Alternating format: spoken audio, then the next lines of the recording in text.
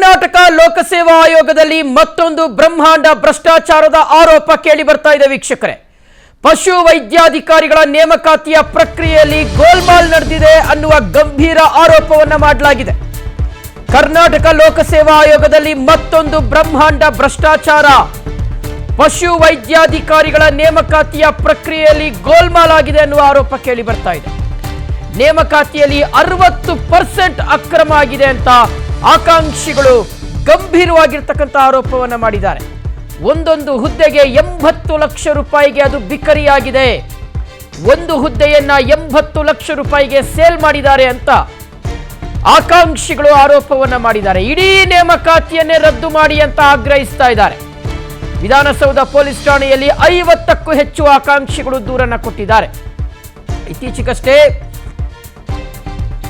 ಕರ್ನಾಟಕ ಲೋಕಸೇವಾ ಆಯೋಗದ ನಿರ್ದೇಶಕರಾಗಿದ್ದಂತಹ ಶಿವಶಂಕರಪ್ಪ ಸಾಹುಕಾರ್ ಅವರನ್ನ ಸಸ್ಪೆಂಡ್ ಮಾಡಲಾಗಿತ್ತು. ಸ್ವಂತ ತನ್ನ ಮಗಳೇ ಫೇಕ್ ಡಾಕ್ಯುಮೆಂಟ್ಸ್ ಅನ್ನ ಕೊಟ್ಟು ಹುದ್ದೆಯನ್ನ ಗಿಟ್ಟಿಸಿಕೊಂಡಂತಹ ಒಂದು ಆರೋಪವನ್ನು ಎದುರಿಸ್ತಾ ಇದ್ದಾರೆ. ಅದಕ್ಕೆ ತಂದೆಯಾದಂತಹ ಶಿವಶಂಕರಪ್ಪ ಸಾಹುಕಾರ್ ಅವರು ಸಪೋರ್ಟ್ ಮಾಡಿದ್ದಾರೆ ಎನ್ನುವ ಗಂಭೀರ ಆರೋಪಕ್ಕೆ ಸಂಬಂಧಪಟ್ಟಂತೆ ಅವರನ್ನು ಸಸ್ಪೆಂಡ್ ಮಾಡಲಾಗಿದೆ. ಮಗದೊಂದು ಕಡೆ ತನಿಖೆಯೂ ಸಹ ನಡೀತಾ ಇದೆ. ಇದೆಲ್ಲದರ ನಡುವೆ ಈಗ ಮತ್ತೊಂದು ಗಂಭೀರ ಆರೋಪ, ಅದು ಪಶು ವೈದ್ಯಾಧಿಕಾರಿಗಳ ನೇಮಕಾತಿಯಲ್ಲಿ 80 ಲಕ್ಷ ರೂಪಾಯಿಯನ್ನು ತಗೊಂಡು ಹುದ್ದೆಯನ್ನು ಬಿಕ್ರಿ ಮಾಡಿದ್ದಾರೆ ಅಂತ. ಪಶು ವೈದ್ಯಾಧಿಕಾರಿ 400 ಹುದ್ದೆಗಳಲ್ಲಿ ಅಕ್ರಮ ನಡೆದಿದೆ ಅಂತ ಆಕಾಂಕ್ಷಿಗಳು ಆರೋಪವನ್ನು ಮಾಡಿದ್ದಾರೆ. ಮೊಹಮ್ಮದ್ ಆರಿಫ್ ಡೀಲಿಂಗ್ ಮಾಡಿರುವಂತಹ ಎಕ್ಸ್ಕ್ಲೂಸಿವ್ ದೃಶ್ಯ ವೈರಲ್ ಆಗ್ತಾ ಇದೆ. ಕಾಂತಕುಮಾರ್ ಅನ್ನುವವರು ಮಧ್ಯವರ್ತಿಗಳ ಜೊತೆಗೆ ಮಾತನಾಡಿರುವಂತಹ ವಿಡಿಯೋ ಇದು ವೀಕ್ಷಕರೇ. ಫೋನ್ ಕಾಲ್ನಲ್ಲಿ ನೇರವಾಗಿ ಹಣಕ್ಕೆ ಡಿಮ್ಯಾಂಡ್ ಅನ್ನು ಇಟ್ಟಿರ್ತಕ್ಕಂಥದ್ದು. ಹಣಕ್ಕೆ ಡಿಮ್ಯಾಂಡ್ ಇಟ್ಟಿರುವಂತಹ ಆಡಿಯೋ ಕೂಡ ಈಗ ಬಹಿರಂಗವಾಗಿದೆ. PNS ವಿಸ್ತಾರ ನ್ಯೂಸ್ಗೆ ಆ ಒಂದು ಆಡಿಯೋ ಲಭ್ಯವಾಗಿದೆ. ವಿದ್ಯಾರ್ಥಿಯ ತಂದೆ ಅಂತ ಹೇಳಿಕೊಂಡು ಕಾಂತಕುಮಾರ್ ಜೊತೆಗೆ ಮಾತನಾಡ್ತಾ ಇರ್ತಕ್ಕಂತಹ ಒಂದು ಆಡಿಯೋ ಈಗ PNS ವಿಸ್ತಾರ ನ್ಯೂಸ್ಗೆ ಲಭ್ಯವಾಗಿದೆ. ಸೊ ಆ ಮೂಲಕ ವೀಕ್ಷಕರೇ, KPSC ಇದೆಯಲ್ಲ, ಕರ್ನಾಟಕ ಲೋಕಸೇವಾ ಆಯೋಗ ಇದೆಯಲ್ಲ, ನಿಜಕ್ಕೂ ಭ್ರಷ್ಟಾಚಾರದ ಕೂಪವಾಗಿದೆಯಾ? ಬರೀ ಒಂದಲ್ಲ, ಸಾವಿರಾರು ಇದೇ ರೀತಿಯಾದಂತಹ ಭ್ರಷ್ಟಾಚಾರ ಅಲ್ಲಿ ನಡೆದಿದೆಯಾ ಅನ್ನುವ ಆರೋಪಗಳು ಕೇಳಿ ಬರ್ತಾ ಇದೆ. ಸರಿ, ನಿಮ್ದು ಅಮೌಂಟ್ ಅದು ಏನೇ ಇರ್ಲಿಣ ಹೇಳ್ಬೇಕಲ್ಲ. ಅವ್ರು ಸರ್ ನನ್ ಕೇಳ್ತಾ ಇದಾರೆ, ನಾನ್ ಬರ್ಲ ಏನ್ ಮಾಡ್ಲಾ ಅಂತೇಳಿ. ಅವ್ರು ಮತ್ತೊಂದು ತಗೊಂಡಿರ್ಬೇಕು. ಅವ್ರು ಏನ್ ಹೇಳ್ಬೇಕು, ನಾನು ನೀವು ನಿಮ್ ತರ ನಾನು ಫೋನ್ ಎತ್ತಲಿಲ್ಲ ಅಂದ್ರೆ ಏನ್ ಅನ್ಸ್ತೈತೆ ಅವ್ರಿಗೆ? ನಾನು ಅದೇ ಅಮೌಂಟ್ ಹೋಗ್ಬಿಟ್ಟಿದ್ದೆ ಸರ್. ಹೇಳಿ ಸರ್. ಈಗ ರೊಕ್ಕ ಬೇಡ ಅಂತ ಹೇಳ್ಬೇಕ? 40 ಲಕ್ಷ ಸರ್, ಇದೊಂದು ಮಾತಾಡ್ತೀನಿ ಕೇಳಿ. ನಿಮ್ಗೆ ಫೋರ್ಸ್ ಅಂತ ಮಾಡ್ಲಕ್ ಬರಲ್ಲ ನಾನು. ಇಲ್ಲ ಸರ್, ನಿಮ್ಗೆ ಇಂಟ್ರೆಸ್ಟ್ ಇತ್ತು ಏನ್ರಿ ಮಾಡ್ರಿ. ನಿಮಗೆಲ್ಲ ಬೇರೆ ಯಾರೇ ಮಾಡಿ ಕೊಡ್ತಿದ್ರಾನು ಅಲ್ಲಿ ಮಾಡಿಸ್ಕೊಳ್ಳಿ, ಸಂತೋಷ ಇದೆ. ನಿಮ್ದು ನನ್ನ ಹತ್ರ ಚೆಕ್ ಇದೆ, ಅದನ್ನ ಓದ್ಬಿಟ್ರಿ. ಇಲ್ಲ ಸರ್, ನಾನು ನಿನ್ನೆ ನಂಬಿಲ್ಲ ಸರ್. ನಂಗಿರೋದಿಲ್ಲ ಅದು. ಏನಕತಿ, ನಮ್ಮ ಮೇಲೆ ವಿಶ್ವಾಸ ಇತ್ತು ಮಾತ್ರ ಮಾಡಕ್ ಸಾಧ್ಯತೆ ಅನ್ನೋರು. ಯಾಕಂದ್ರೆ ಇದು ರಿಸ್ಕ್ ತಗೊಂಡಿದೆ. ನೀವ್ ಏನಾರ ಹೆಚ್ಚು ಕಮ್ಮಿ ಮಾಡಿದ್ರೆ ನಾವೆಲ್ಲ ನಮ್ಮ ಜೀವನ ಪರ್ಯಂತ ನೀವೆಲ್ಲರೂ ಹೇಳ್ಕೊಂಡು ಒಳಗಿರ್ಬೇಕಾಗತ್ತೆ. ಇಲ್ಲ ಸರ್, ಹಂಗ್ ಮಾಡ್ತೀನಿ. ಇಲ್ಲ, ನನಗೆ ಯಾಕೋ ಡೌಟ್ ಬರ್ತಾ ಇದೆ. ನಿಮ್ಗೆ ಇಂಟ್ರೆಸ್ಟ್ ಇತ್ತಂದ್ರೆ ಬನ್ರಿ, ಇಂಟ್ರೆಸ್ಟ್ ಇಲ್ಲ ಅಂದ್ರೆ ನಿಮ್ ಚೆಕ್ ಇದೆ, ನೀವ್ ಯಾರ ಕೈ ಕೊಡತ್ರಿ ಹೇಳ್ರಿ, ಅವ್ರ ಕೈ ಕೊಟ್ಟು ಕಳಿಸ್ತೀನಿ ನಾನು ನಿಮ್ ಊರಿಗೆ. ಇಲ್ಲ ಸರ್, ಅಮೌಂಟ್ ರೆಡಿ ಇದೆ ಸರ್. ಅಪ್ಪ ಇದ್ರೆ ಬೇಕಾದ್ರೆ ಮಾತಾಡಿ. ಅಮೌಂಟ್ ಪ್ರಶ್ನೆ ಬಂದಿಲ್ಲ. ನೀವ್ ಮಾತಾಡೋದು ನನಗೊಂಥರ ಯಾಕೋ ಡೌಟ್ ಅನಿಸ್ತಾ ಇದೆ. ಏನ್ ಸರ್ ನೀನ್ ಕೇಳಿದ್ರಿ, ಏನ್ ಎದಕ್ ಫೋನ್ ಹಚ್ಚಿರಿ ಅಂತ ಕೇಳ್ತೀರಿ. ನನ್ಗೇನ್ ಹುಚ್ಚಿಡಿದೆ ನಿಮ್ ಫೋನ್ ಹಚ್ಚಕ್ಕೆ? ನಿಮ್ ಕೆಲ್ಸಕ್ಕೋಸ್ಕರನೇ ಹಚ್ಚಿದ್ದಲ್ಲ. ಮಾತಾಡ್ತಿಲ್ಲ ಸರ್. ಕುಡಿ.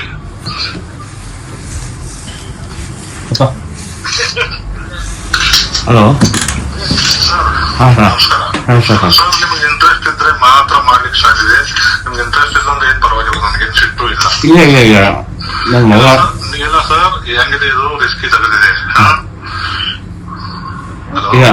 ನಿಮ್ಗೋಸ್ಕರನೇ ನಾನು ದುಡ್ಡು ಕಳ್ಸಿಕೊಟ್ಟಿದ್ದೀನಿ. ದುಡ್ಡು ಮಾಡಕ್ಕೆ ಸರ್ ಪ್ರಶ್ನೆ ದುಡ್ಡಿನ ಬಂದಿಲ್ಲ. ನಾನು ದುಡ್ಡು ಕೇಳ್ತಾ ಇರ್ಲಿಲ್ಲ. ಆದ್ರೆ ಬಟ್ ನಾನು ಲಾಸ್ಟ್ ಟೈಮ್ ಒಬ್ರು ಮೋಸ ಮಾಡಿದ್ದಾರೆ ಸರ್. ಹೇಳಿದ್ರಿ, ನಮ್ ಮುಸ್ಲಿಂ ಜನಾಂಗ ಮೋಸ ಮಾಡಿತ್ತು. ಇಬ್ರು ಜನ ಅಣ್ಣ ತಮ್ಮ ಕೂಡಿ ಎಲ್ಲಾನು ಅದನ್ನ ಹೊರಗಡೆ ತರುಗಂಟನು ನಾನು ಮಾಡ್ಸ್ಕೊತೀನಿ ಅಂತ ಹೇಳಿದ್ರು. ನಾನು ಫಸ್ಟ್ ಟೈಮ್ ವಿನೋದ್ಗೆ ಏನ್ ಹೇಳಿದ್ರಲ್ಲ ಅದೇ ಹೇಳಿದ್ದೆ. ಅಮೌಂಟ್ ಕೆಲಸ ಆದ ಕೂಡಲೇ ಅರ್ಧ ಕೊಡ್ಬೇಕು. ರಿಸಲ್ಟ್ ಬಂದು ನಿಮ್ಮದು ಲಿಸ್ಟ್ ತೆಗೆದ ಮಿಕ್ಕಿ ದುಡ್ಡು ಕೊಡ್ಬೇಕಂತ ಹೇಳಿದ್ದೇವೆ ಅವ್ರಿಗೆ ಕೂಡ ಇದನ್ನೇ ಹೇಳಿದ್ದು. ಅವ್ರು ಏನ್ ಮಾಡಿದ್ರು, ಎಲ್ಲಾನು ಕೆಲಸ ಸ್ಟಾರ್ಟ್ ಮಾಡ್ಲಿಕ್ಕೆ ಹಚ್ಚಿದ್ರು. ನಮ್ಮ ಮನೆಯಾಗ ಬೇಡ ಅಂತ ಇದಾರೆ ಅಂತ ಹೇಳಿಬಿಟ್ಟಿದ್ರು. ಅದು ಎಲ್ಲಿಂದ ದುಡ್ಡು ಕೊಟ್ಟೆ ಸರ್ ನಾವು, ಅವರು ಎಲ್ಲ ಸೆಟಲ್ಮೆಂಟ್ ಮಾಡ್ತಿರ್ತಾರೆ. ಇಲ್ಲ ಇಲ್ಲ ಸರ್, ಮಾಡೋದಿಲ್ಲ ಸರ್ ಕೆಲಸ. ಇವಾಗ 40 ಲಕ್ಷ ಮನೇಲಿ ದುಡ್ಡು ಇಟ್ಕೊಂಡಿದೀವಿ ಸರ್ ನಾವು. ಸರ್ ನಿಮ್ದು ಏನಾದ್ರು ಇಲ್ಲ ಸರ್.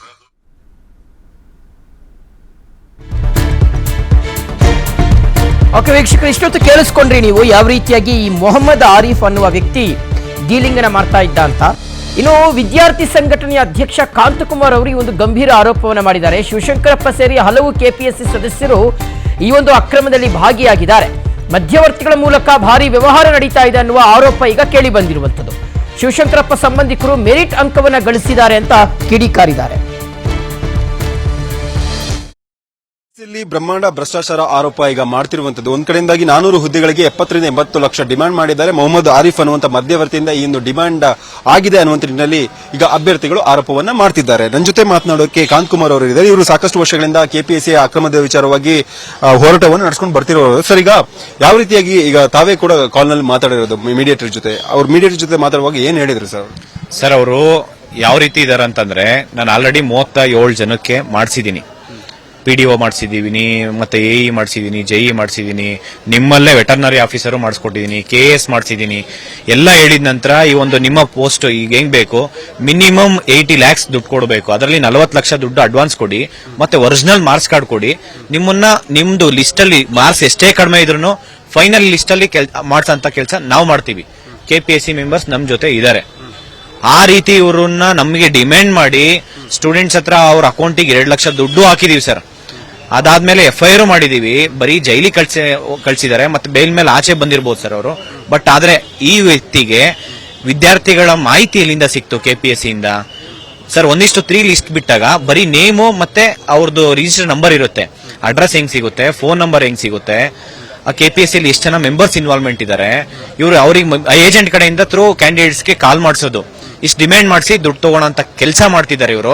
ಈ KPSC ಅಲ್ಲಿ ಇರೋಂತ ಮೆಂಬರ್ಸ್ ಇರ್ಬೋದು, ಚೇರ್ಮನ್ ಇರ್ಬೋದು, ಇವ್ರ ಅಧಿಕಾರ ಏನು ಇದಾರೆ ಅವ್ರನ್ನ ಕಂಪ್ಲೀಟ್ ಅವ್ರನ್ನ ತೆಗೆದಾಕಿ ಅವ್ರ ಮೇಲೆ ಏನು ಇಷ್ಟು ವರ್ಷ 5 ವರ್ಷ ಅವ್ರ ಕಂಪ್ಲೀಟ್ ಏನ್ ಆಸ್ತಿ ಇದೆ ಅಷ್ಟು ಆಸ್ತಿನ ಗೌರ್ಮೆಂಟ್ಗೆ ಹ್ಯಾಂಡ್ ಓವರ್ ಮಾಡ್ಬೇಕು ಸರ್. ಈ ಒಂದು KPSC ಅಲ್ಲಿ ಆಗ್ತಾ ಇರೋಂತ ಇಷ್ಟೊಂದು ದೊಡ್ಡ ಅಕ್ರಮನ CBI ತನಿಖೆ ಕೊಡ್ಬೇಕು ರಾಜ್ಯ ಸರ್ಕಾರ. ಮತ್ತೆ KPSC ಈ ವೆಟರ್ನರಿ ಆಫೀಸರ್ ಪ್ರಾಮಾಣಿಕವಾಗಿ ಓದಿರೋಂತ ಅಭ್ಯರ್ಥಿಗಳಿಗೆ ನ್ಯಾಯ ಸಿಗ್ಬೇಕು ಸರ್. ಇವತ್ತು 600 ಮಾರ್ಕ್ಸ್ಗೆ IRS ಅಂದ್ರೆ Indian forest service IFS exams, UPSC exam ನಡೆಸುತ್ತೆ. ಅದರಲ್ಲಿ ಟಾಪರ್ಸ್, ಕರ್ನಾಟಕದ ಟಾಪರ್ಸ್ 300 ಮಾರ್ಕ್ಸ್ ತಗೊಳಕ್ಕಾಗಲ್ಲ ಔಟ್ ಆಫ್ 600ಗೆ. ಇಲ್ಲಿ 4 ಸತಿ ಫೇಲ್ ಆಗಿರೋ ಕ್ಯಾಂಡಿಡೇಟ್ಸ್ KPSC ಚೇರ್ಮನ್ ಸಂಬಂಧಿಕರು 456, 460, 480, 490 ತನಕ ಮಾರ್ಕ್ಸ್ ತಗೊಂತಾರಂತಂದ್ರೆ ಔಟ್ ಆಫ್ 600ಗೆ ನಮ್ ರಾಜ್ಯ ಎಲ್ಲಿದೆ ಸರ್? KPSC ನಂಬ್ಕೊಂಡಿರೋಂತ ಯುವಕರು ಎಲ್ಲೋಬೇಕು ಸರ್? ಇದು ಗ್ರೂಪ್ ಬೇ ಆಫೀಸರ್, ಇದು ಆದ್ಮೇಲೆ ಆಗಿರೋಂತ ನೋಟಿಫಿಕೇಶನ್ಸ್. ಇದು ಇವ್ರೇನ್ ಮನುಷ್ಯರಿದಾರ, ಏನ್ ಮೃಗಗಳ ಸರ್ ಇವರು? ಎಲ್ಲಿಂದ ಹೋಗ್ಬೇಕು ಸರ್ ಇವರೆಲ್ಲ? ಬಡವರು, ಮಧ್ಯವರ್ತಿಗಳು, ಮಧ್ಯಮ ವರ್ಗದ ಮಕ್ಕಳು ಎಲ್ಲೋಬೇಕಿದು? ಕಷ್ಟಪಟ್ಟು ಪ್ರಾಮಾಣಿಕ ಓದ್ತಾ ಇರೋಂತ ಮಕ್ಕಳು ಹಗಲು ರಾತ್ರಿ ಲೈಬ್ರರಿ ಕುತ್ಕೊಂಡು ಓದಂತವ್ರು ಎಲ್ಲೋಬೇಕು ಸರ್? ಇವತ್ತು ಇವ್ರ ಮೇಲೆ ಸೀರಿಯಸ್ ಆಗಿ ಆಕ್ಷನ್ ತಗೊಂಡು ಗಲ್ಲಿಗೇರ್ಸ್ಬೇಕು ಸರ್ ಇಂಥವ್ರಿಗೆ. ಬರೀ ಇವ್ರ ಆಸ್ತಿ ಮುಟ್ಟುಗೋಲು ಹಾಕೊಳ್ಳೋದು, ಇವ್ರನ್ನ ಸಸ್ಪೆಂಡ್ ಮಾಡಿಸೋದು ಇವೆಲ್ಲ ಯೂಸ್ ಇಲ್ಲ ಸರ್. ಇವ್ರನ್ನ ಗಲ್ಲಿಗೇರ್ಸ್ಬೇಕು ಅಂತ ಒಂದು ಇವ್ರ ಮೈಂಡ್ ಸೆಟ್ ಹೆಂಗಿದೆ ಅಂತಂದ್ರೆ, ಯಾರು ಹೆಂಗನ ಸಾಯ್ಲಿ, ನಾವು ದುಡ್ಡು ಮಾಡ್ಬೇಕು, ಸಸ್ಪೆಂಡ್ ಮಾಡ್ತಾರ ಮಾಡ್ಲಿ, ಒಂದ್ 6 ತಿಂಗಳು ತಾನೆ, 6 ತಿಂಗಳು ಮಜಾ ಹೊಡ್ಕೊಂಡ್ ಬರೋಣ ಬೇರೆ ಕಂಟ್ರಿಗೆ ಹೋಗ್ಬಿಟ್ಟು, ಆಮೇಲೆ ತಿರ್ಗಾ ಬಂದು ವಾಪಸ್ ತಿರ್ಗಾ ಮತ್ತೆ ಅದೇ ಕೆಲಸ ಮಾಡ್ತಾರೆ, ಭ್ರಷ್ಟಾಚಾರ.